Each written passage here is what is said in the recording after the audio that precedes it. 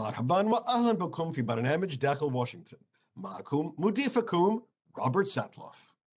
هل أم جديد إنه العام الثاني من حكم إدارة بايدن، ثم شيء واحد مؤكد، سيكون هذا عام انتخابات، حيث سيصوت الأميركيون في نوفمبر لمجلس النواب الجديد ولثلث أعضاء مجلس الشيوخ من الآن وحتى ذلك الحين، ثم الكثير من عدم اليقين. هل سيكون عام 2022 هو العام الذي ستهزم فيه أمريكا كوفيد 19 وحيث تعود إلى الحياة الطبيعية؟ هل سيكون العام الذي ستحدد فيه أنواع جديدة من الفيروس صحتنا للسنة الثالثة على التوالي؟ هل سيكون عام 2022 عاما من الهدوء العالمي، حيث تتنافس القوى العظمى اقتصاديا ولكنها ستدير نزاعاتها سلميا؟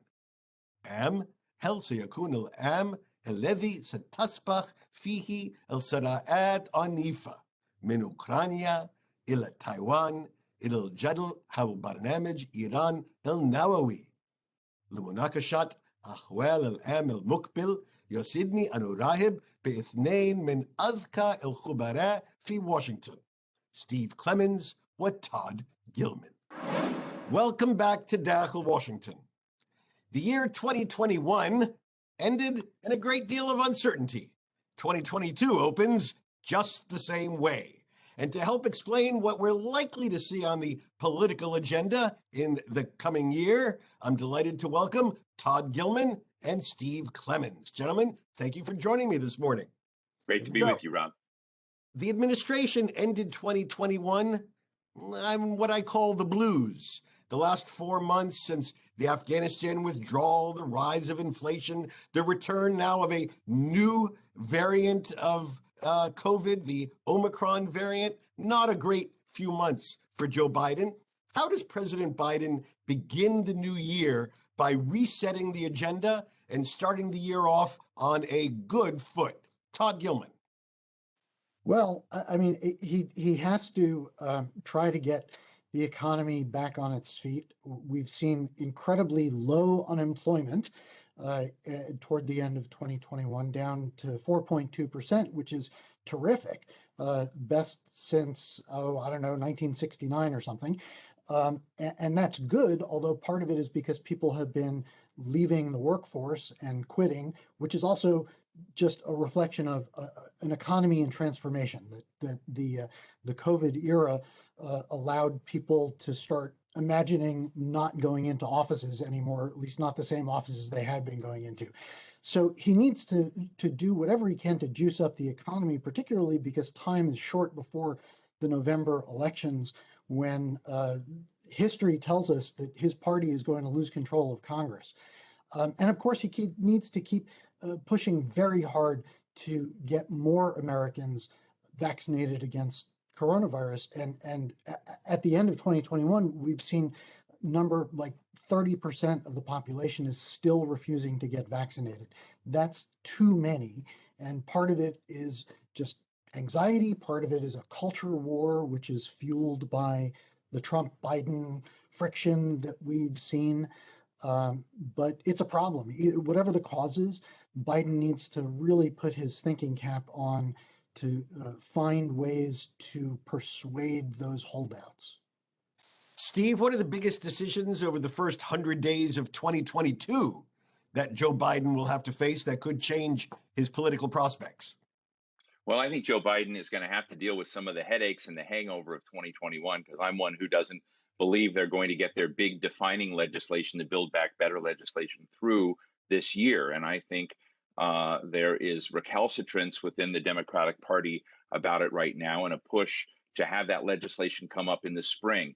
And so how Joe Biden responds to that, whether he makes it look like he's a victim of his own party, or whether he looks like makes it, shapes it and owns it as if this is the right way to step forward in a strong way and bring everyone on. His posture is going to matter a lot in terms of the way the political environment looks at him and perceives him. But I think there are other big issues out there. On the national security and foreign policy front, we see, as we're, recording this, we're seeing a very big buildup of Russian forces on the border of Ukraine.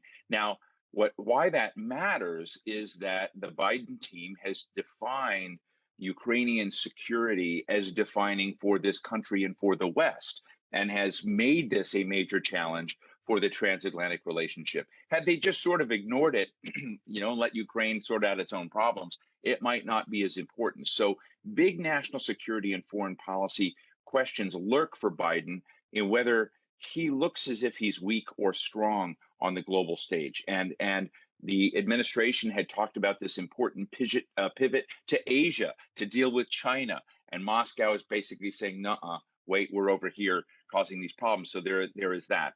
And then I think you have basically in 2022, everything is going to be veered towards the political reality that next year you're going to have midterm elections. You have bare majorities. Well, you don't even have a majority. You've got parity in the U.S. Senate with the Vice President of the United States casting that one-tip vote. But you've got the Senate and the House both potentially in jeopardy of losing those. And so I think the Biden team is going to step forward. Now, what I think he should do, to get to your point, is he should step forward with a piece of legislation that passed the Senate and get it through the House. It's called the Endless Frontier Act, and it's basically a major doubling, tripling of science dollars of investment in technology, investment in the manufacturing landscape in America, creating new partnerships between universities, the National Science Foundation, various of the national laboratories, to basically do that as a way to reinvigorate the nation at the same time that Joe Biden is going to be overseeing, and his team are going to be overseeing, the spending of a lot of dollars on American infrastructure. And to get to Todd's point, unemployment is really low. And what has been remarkable is how the White House has failed to take these different dimensions and say, we are cooking one of the hottest, best economies in decades. And with all of that good stuff potentially happening, they still look weak. And so he could flip it around, but so far I don't see evidence that they know how to. Todd, is it too early for Joe Biden to begin to reshuffle the deck, new people in the White House, the cabinet, a traditional presidential tool to project change? Well, it's never too early. We've seen some shuffling in the vice president's office. I don't think that those shuffles accomplish what presidents think they accomplish, unless someone has really been giving them bad advice and has gotten burned out. Often those shuffles look more desperate than creative. They look like scapegoating, where you can't fire the president. The president can't be fired mid-term, but they can get rid of the chief of staff or a cabinet member.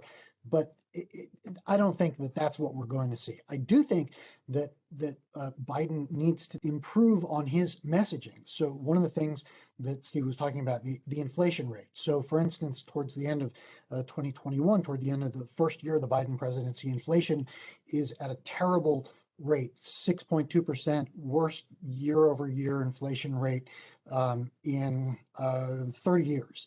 So that's really bad. But it's because in the fall of 2020, we were still all hunkered down. We were all in the throes of COVID. The vaccines hadn't come out. They certainly weren't rolled out yet. So they need to tell the story better to say, okay, yes, inflation is high and you're paying more for your gasoline and your heating, but that's because a year ago you couldn't go out to dinner and now you can.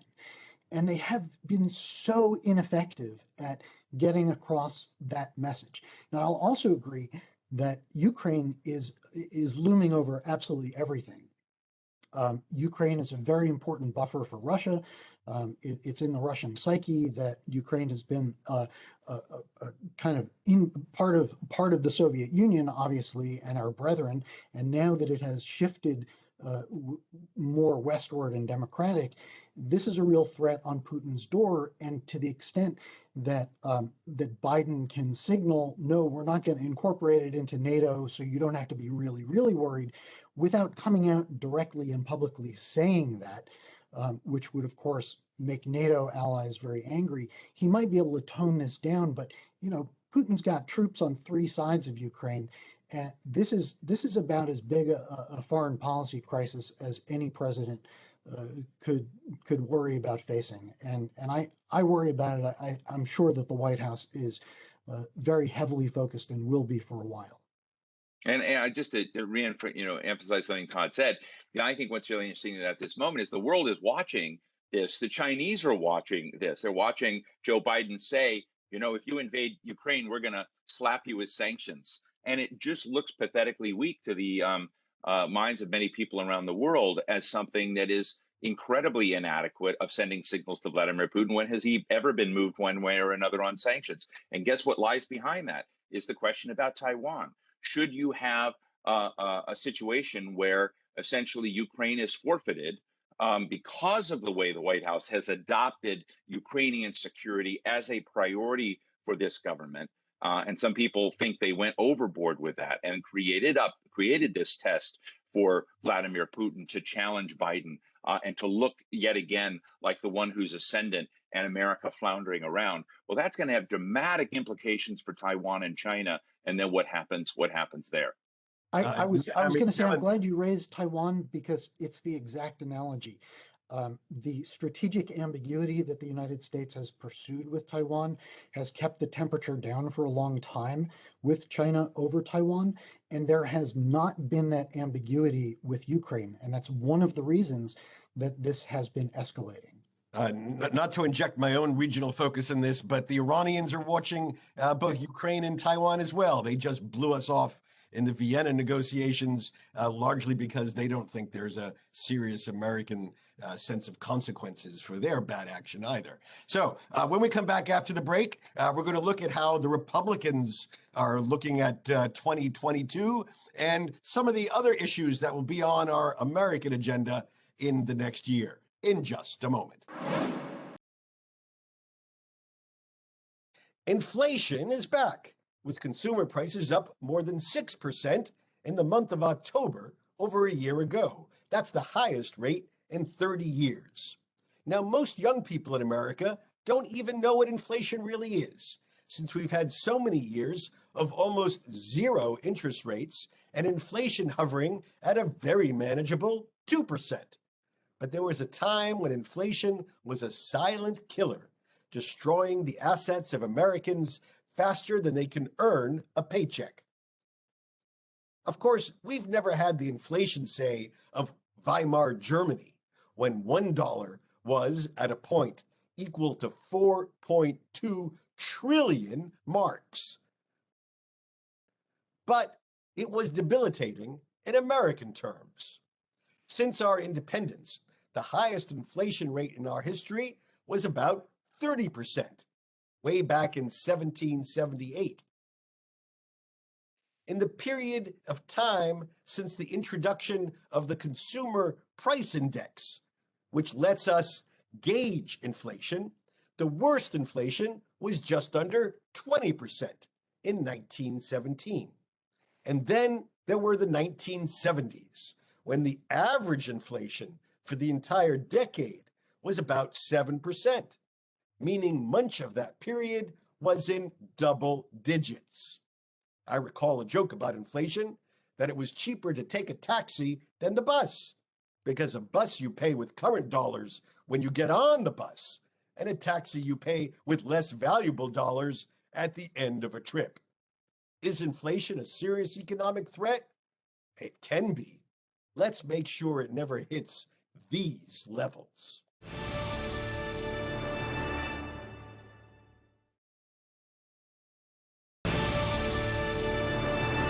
Our guests again today include Steve Clemens. Steve is editor-at-large for The Hill, a website and newspaper focused on U.S. politics, Congress, and Capitol Hill. He is also senior fellow and founder of the American Strategy Program at the New American Foundation, a prominent Washington think tank. Also joining us is Todd Gilman. Todd is Washington bureau chief of the Dallas Morning News, one of our nation's best local newspapers. He is past president of the Regional Reporters Association, and he serves on the board of the White House Correspondents Association. So we spoke a bit about how Joe Biden weathers his political troubles and tries to raise his public approval ratings in the first months of the year. Let's talk about the other side of the political aisle, the Republicans. Their big issue is still Donald Trump. Does he control the party throughout 2022? Does his endorsements mean automatic victory for a GOP candidate in the party's primaries in advance of the November elections? Steve, what do you think? Well, I think you framed it right. I mean, Donald Trump is the gift that keeps giving to the Republicans in a way. I mean, they have a very complex situation where if Donald Trump, we all know Donald Trump is going to act like he is going to run for the 2024 race, whether or not he really is, and he is going to continue to bash and go after those people within the Republican Party he sees as rivals or as critics of himself, and that creates a complexity because the Mitch McConnells, the Senate Republican leader, would love to kind of continue to focus on the Republican agenda, keeping taxes low, looking at oil and energy, national security. But Donald Trump is a distraction, and to the degree that Donald Trumpism is anything, it's really around his personality and what you do. It's not really around a set of policy issues, as best I can tell. And so I think that it's going to be a complex situation for them. And I think that he is going to control the party through 2022 until he is charged with something potentially and convicted. Who knows? That could happen. We don't talk about the legal jeopardy that he may be in, but there are wheels turning in the legal arena, and we'll see if something were to come up on that front. But otherwise, I think Donald Trump controls the Republican Party. Everyone has to kowtow to him, and you see it, repeatedly happening. So that's there. But I don't want to give your viewers the sense that there aren't genuine policy areas on science, competition, foreign policy, energy policy that Republicans also care about. And so I don't want to over caricature them only about Donald Trump. They do, in fact, have differences with the Biden administration, and I think they're going to fight, from their minority position right now for a different policy agenda, though we rarely talk about it. So, Todd, that's actually an interesting question. Is how much of the clash, the tribal clash between Republicans and Democrats today is over significant policy differences? How much of it is Trump-fueled insurrectionary thinking about stolen election last year and the desire for revenge in the years to come? Well, all of the above. The Republicans, most Republicans would like to move on from, most Republicans in Congress would like to move on from the insurrection talk and from Trump's allegations, which are baseless and have proven to be unfounded, that the election was stolen.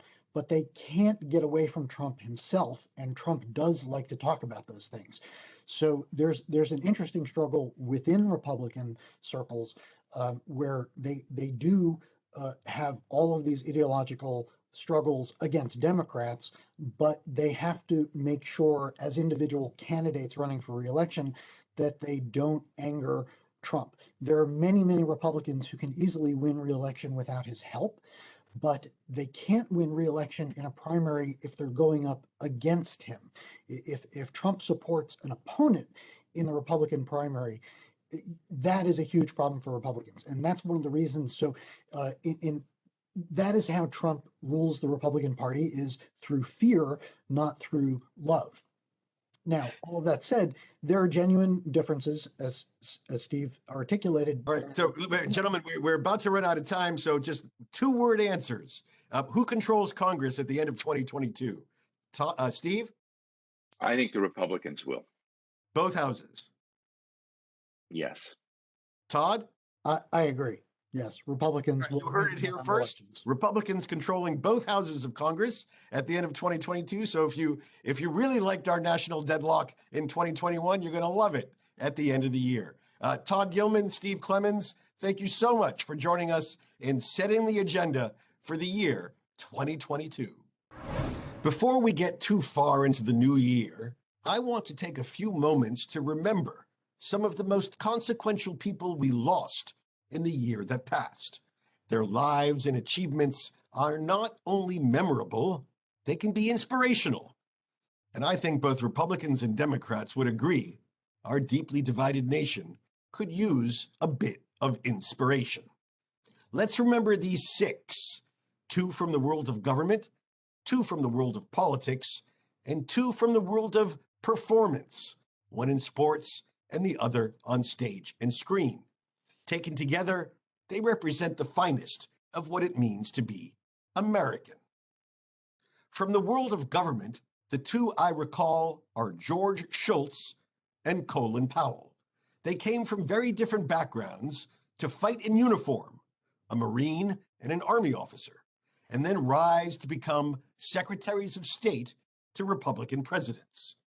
What they represent most of all is service, a sense that seems quaint and naive to many these days, but an attribute without which our leadership is sterile and self-serving. Shultz has the distinction of serving in 4 different cabinet posts: head of the budget and as Secretary of Labor, Treasury, and State. Powell was the first African American to be National Security Advisor, to be chairman of the Joint Chiefs, and then our chief diplomat. Our nation could use more Colin Powells and George Shultzes. So too with Bob Dole and Walter Mondale, senators at opposite ends of the political spectrum. Both ran for president and both lost in landslides against incumbents. Mondale, a former vice president, lost to Ronald Reagan. Dole, a Senate majority leader, lost to Bill Clinton. But both were happy warriors, throwbacks to a time when defeat may have been demoralizing, but a legitimate, even noble part of politics. Both were strongly partisan, but both understood the larger forces at work and joined with leaders of the other party for the sake of our country. Our nation could use more Walter Mondales and Bob Doles. And of all the many celebrities who died in 2021, the two I want to recall, the two who left the deepest impression on me from my childhood, were Hank Aaron and Cicely Tyson. I remember like yesterday when Aaron, a quiet baseball hitting machine, withstood taunts and insults to break Babe Ruth's home run record, a record that stood for 33 years. A black man breaking a white man's record. And I remember like yesterday watching Tyson, a remarkable actress who performed well into her 90s, bringing to life the character of a slave in pre-Civil War America in the unforgettable television film, The Autobiography of Miss Jane Pittman. Each performed with remarkable grace, dignity, and professionalism, attributes that had the amazing effect of elevating us as spectators. Our nation could use more Hank Aaron's and Cicely Tyson's. Millions died in 2021, millions who deserve to be remembered. But if we recall just these six and apply lessons from their lives and careers, we and Americans across our country will all be better off. بهذا نصل لنهاية هذه الحلقة من برنامج داخل واشنطن. إذا كانت لديكم أي استفسارات أو تعليقات حول هذه الحلقة، وخاصة حول التأثير المستمر للسنة الأولى لإدارة بايدن، أرجو أن تتواصلوا معي عبر تويتر على هاشتاغ Inside Washington أو أن تراسلوني مباشرة على @RobSatloff. سأراكم الأسبوع المقبل وإلى أن ألقاكم. شكرا لكم وإلى اللقاء.